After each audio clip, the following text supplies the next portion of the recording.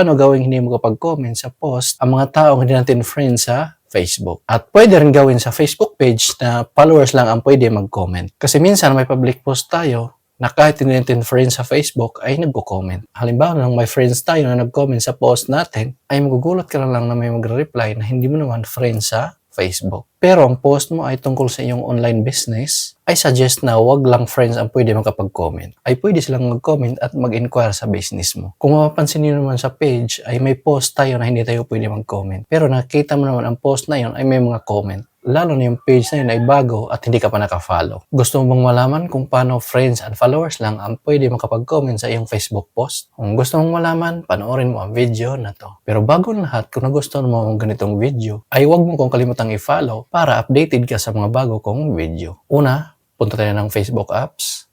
Ayan, so una, ang papakita ko sa inyo ay Facebook page. Napapakita ko sa inyo kung paano mag-post na followers lang ang pwede makapag-comment. So, halimbawa, ilagay lang din dito ay post ko lang dito ay followers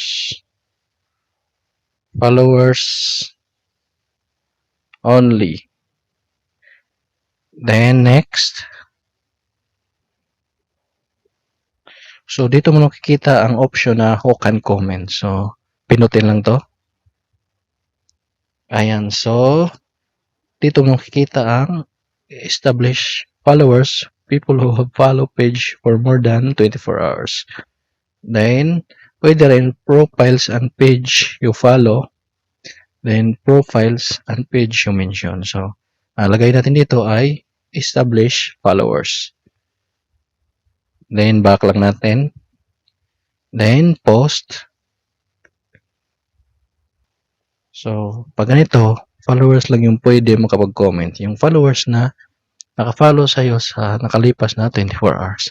So, kunwari, mag-follow ka ngayon na hindi ka pa pwede makapag-comment. So, dapat lilipas mo na ng 24 hours bago ka makapag-comment.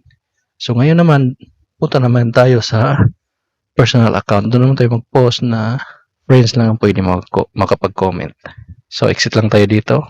Ayan, so magpo-post na tayo. So, baguhin ko lang yung privacy ng public. Then, lagay ko dito ay friends only. Then, pindutin lang tong post. Ayan, so naka-post na. Ang gagawin natin ay pinutin lang tong tatlong tuldok. Then, dito makikita ang who can comment on your post. Pinutin lang to. Then, dito makikita ang friends and established followers. So, ibig sabihin, pwede rin followers at friends ang makapag-comment sa'yo. Kung halimbawa may naka-follow sa'yo, pwede lang silang makapag-comment. Then, pwede rin friends lang. Hindi kasama yung followers. So, pipiliin din dito ay friends.